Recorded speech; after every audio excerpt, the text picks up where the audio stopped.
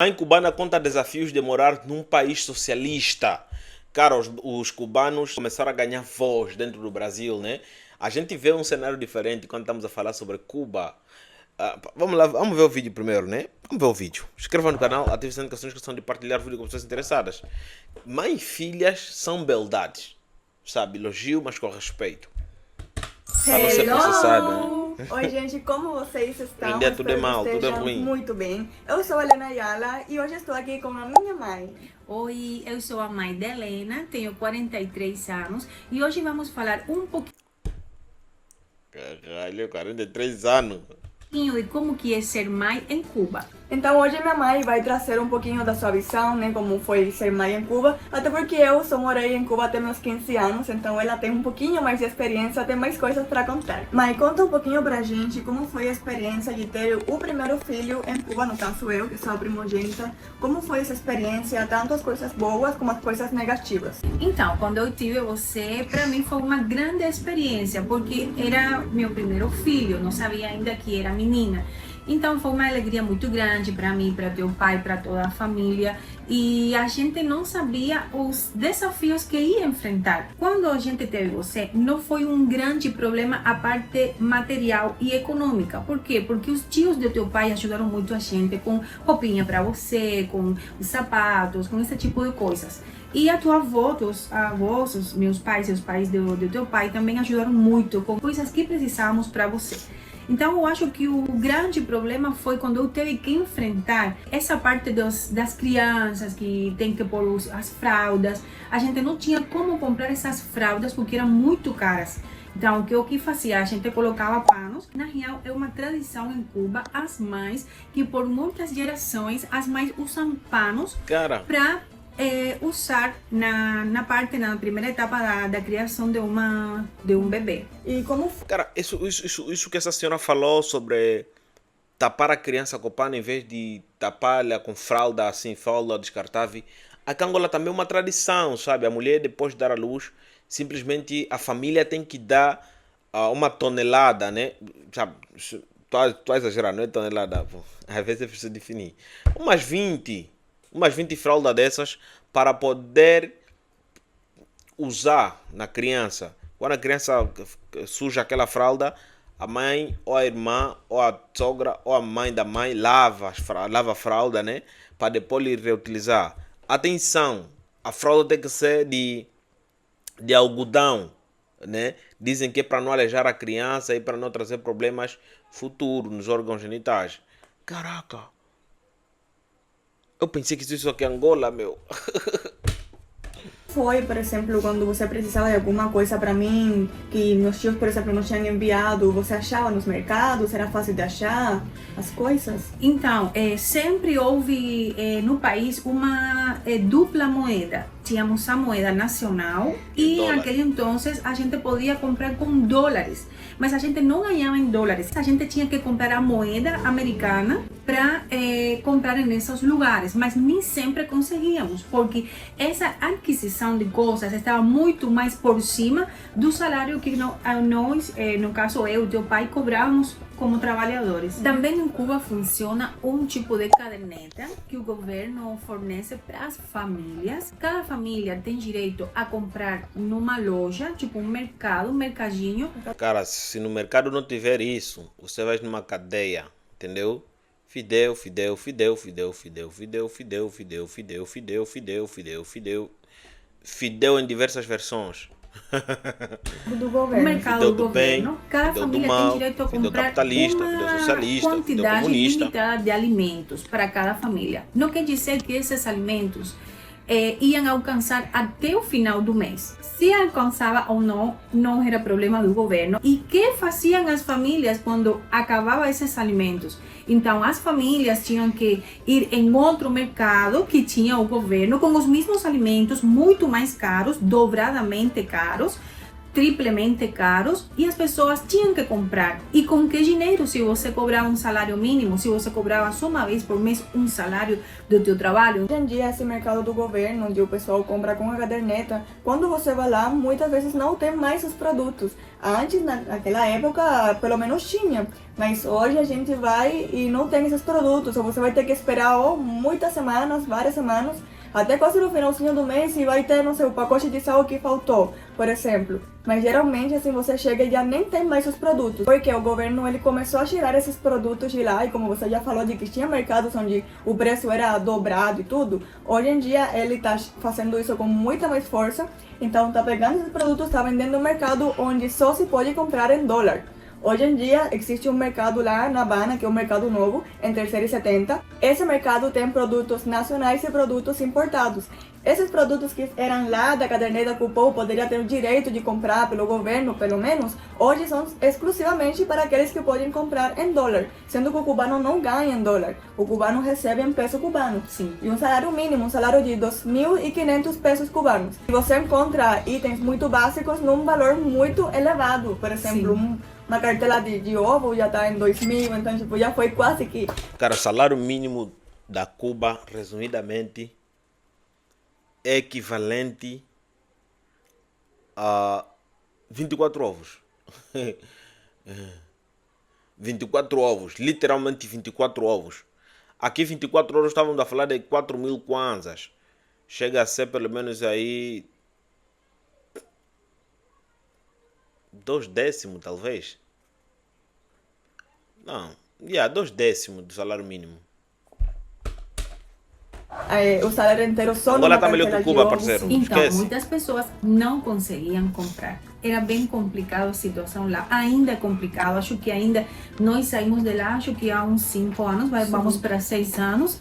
E a situação estava difícil, né? Sempre foi difícil, mas agora está ainda muito pior. E muitas pessoas ainda nem acreditam na situação de Cuba. As pessoas acreditam numa imagem, uma teoria muito fantasiosa que Cuba é a ilha do Caribe. Cuba é uma ilha maravilhosa na natureza, mas infelizmente a infraestrutura, a economia, a alimentação está bem precária nesses momentos. E como foi depois com meus irmãos, quando a gente começou a crescer, né? Eu soube de que o governo, ele tira o leite das crianças até os 7 anos, por aí. Então, conta como que foi, né, para sustentar a gente depois de ter mais 2 filhos. Como foi essa etapa a partir Então, daí?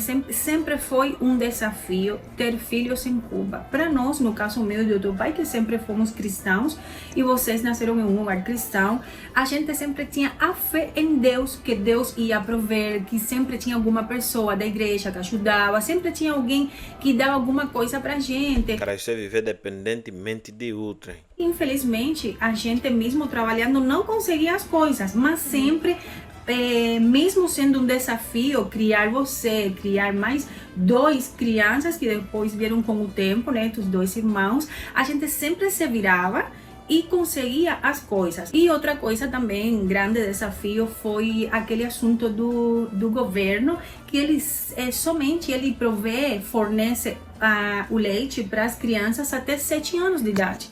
Então, por exemplo, no caso teu, você tomou muita leite. Por quê? Porque teus irmãos recebiam aquele alimento até os 7 anos e vocês conseguiram tomar mais um pouquinho. Mas o último irmão, que foi o caçulo nosso, ele não conseguiu tomar muito mais. Então, esse problema da alimentação nas crianças também foi um grande desafio.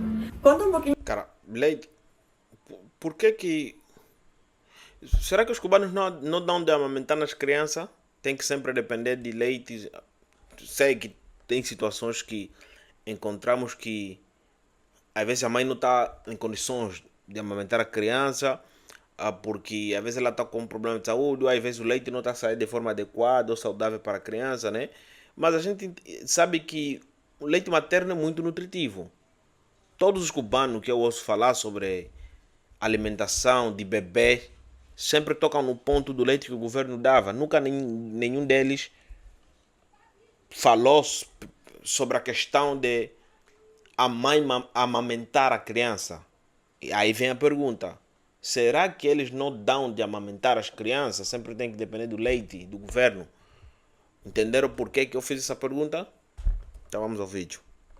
Porra, é chato fazer vídeo desse jeito, mano. Porra, explicar coisa...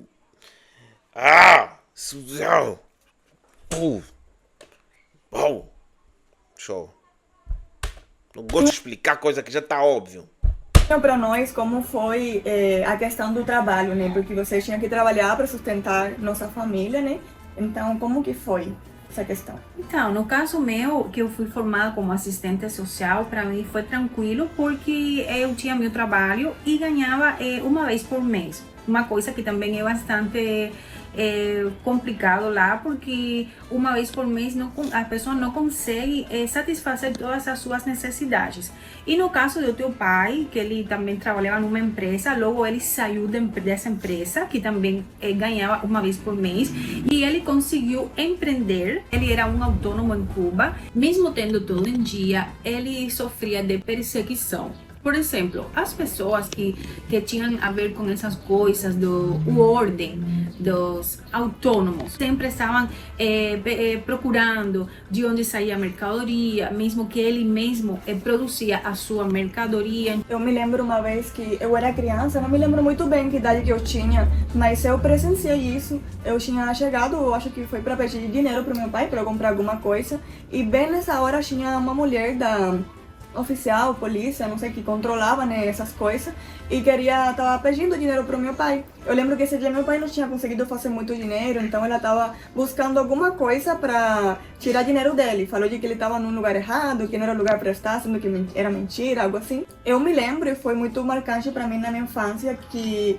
eu vi meu pai falando para essa mulher e falou: moça, eu tenho 3 crianças pequenas, e o dinheiro que eu faço hoje, deles depende a alimentação e as coisas que eu vou comprar. E ele falou assim: o dinheiro que eu ganho hoje, ele vai tudo embora. Porque eu tenho 3 filhos, tenho uma esposa, eu tenho uma família para cuidar. Então eu te peço que, por favor, você não tire nenhum dinheiro de mim, porque eu tô certinho, tô fazendo as coisas certas. E eu sei que você tá fazendo... Eu duvido se essa policial respeitou essas palavras bonitinhas e sentimental. Duvido. Cara, quem pede gasosa não leva em consideração isso. Você pode mesmo falar, chorar: quero gasosa. Acabou. Gás é dinheiro, sabe? Uma forma mais sucinta de falar corrupção. fazendo isso porque alguém mais acima de você está pedindo, ou porque você talvez está precisando. Porque às vezes quem fica pedindo mais impostos, as pessoas também estão passando fome, também estão sendo perseguidas pelo governo. Então a forma que elas têm de sobreviver é explorando o próprio povo. Eu lembro que depois meu pai deu... Às vezes não, só são mesmo pilantras, entendeu? Às vezes só são pilantras. Os produtos para ela ficou quietinha e ela foi embora.